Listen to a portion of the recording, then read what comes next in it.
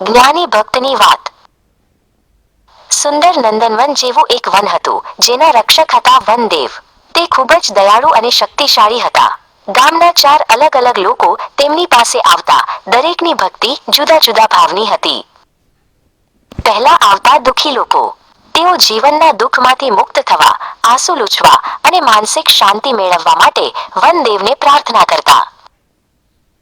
બીજા હતા ઈચ્છાવાળા લોકો. તેમને સોનું, સારી નોકરી કે મોટો મહેલ જોઈતો હતો.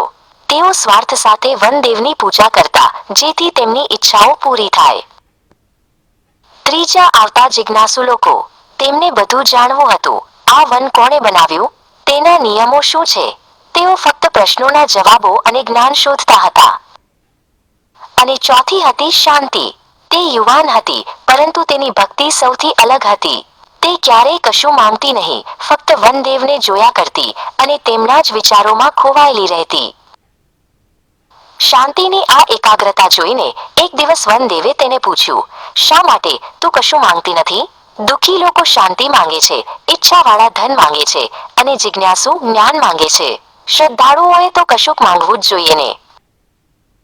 શાંતિએ નમ્રતાથી કહ્યું, વનદેવ, મને કોઈ દુઃખ નથી, હવે મને કશી ઈચ્છા નથી અને મને આ જ્ઞાન થઈ ગયું છે કે તમે જ મારા જીવનનું સર્વોચ્ચ સત્ય છો. તમે મારા માટે સૌથી પ્રિય છો, કારણ કે મને ખબર છે કે તમે જ મારા આત્માની શાંતિ છો. હું ફક્ત તમારામાં જ ધ્યાન રાખું છું અને માત્ર તમારા જ પ્રેમમાં લીન રહું છું. વનદેવ ખૂબ જ ખુશ થયા. તેમણે કહ્યું, તારું જ્ઞાન અને એકાગ્ર ભક્તિ શ્રેષ્ઠ છે, શાંતિ.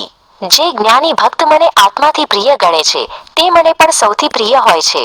તે ભક્ત મારાથી ક્યારેય દૂર નથી અને હું તેનાથી ક્યારેય દૂર નથી. શાંતિનો આ અનન્ય જ્ઞાનથી ભરેલો સ્નેહ જોઈને બાકીના લોકો પણ સમજી ગયા કે સાચો સંબંધ માંગણી કે સ્વાર્થથી નહીં, પણ ફક્ત શુદ્ધ જ્ઞાન અને અનન્ય પ્રેમથી બંધાય છે, કારણ કે જ્ઞાની ભક્ત ભગવાનને અતિ પ્રિય છે અને ભગવાન જ્ઞાની ભક્તને અતિ પ્રિય છે.